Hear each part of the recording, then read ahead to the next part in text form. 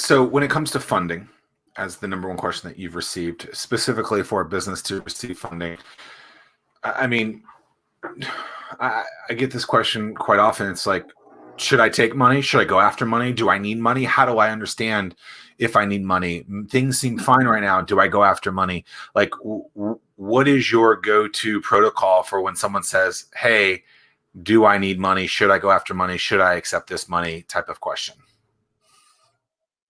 We go back and look at their numbers and analyze the financials to a fairly well, and we can show them if they do need the money, how much are they going to really need in order to succeed? If they don't need the money, okay, that's great. We make sure they understand the difference between short-term and long-term borrowing. If they get a line of credit, that's short-term borrowing, and that money has to be paid back very quickly because it's being lent out at a much higher interest rate.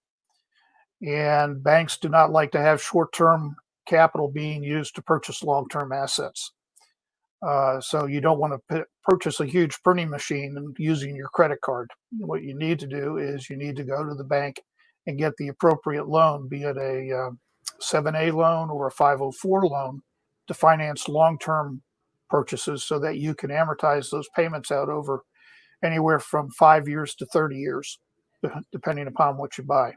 So what about the person in that case that says, I can't get the loan, but I have the space available on the credit card, and I know that I need that piece of equipment? Yeah, I understand it's not as great of a rate, but I need that piece of equipment. Like, what is your thoughts on that?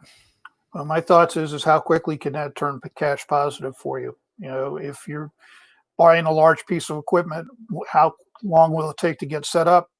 What kind of additional training or manpower are you going to need to operate it? And then how quickly can it produce product that can get to the market and be sold so that you can start to see some cash returns?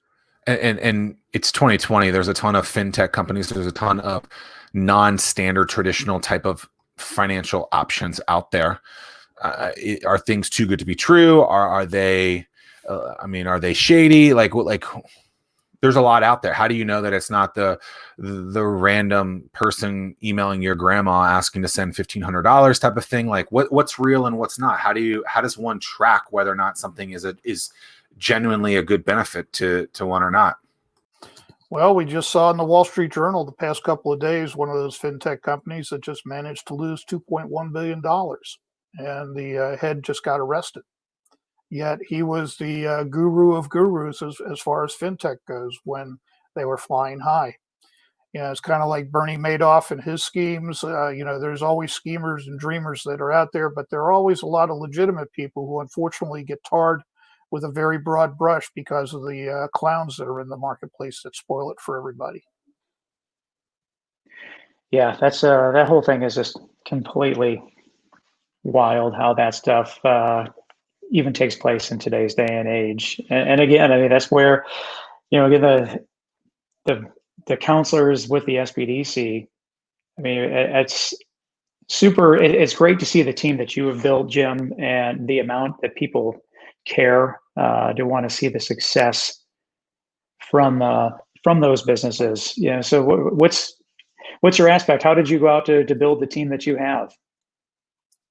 Some was given to me when I took over back in 1997.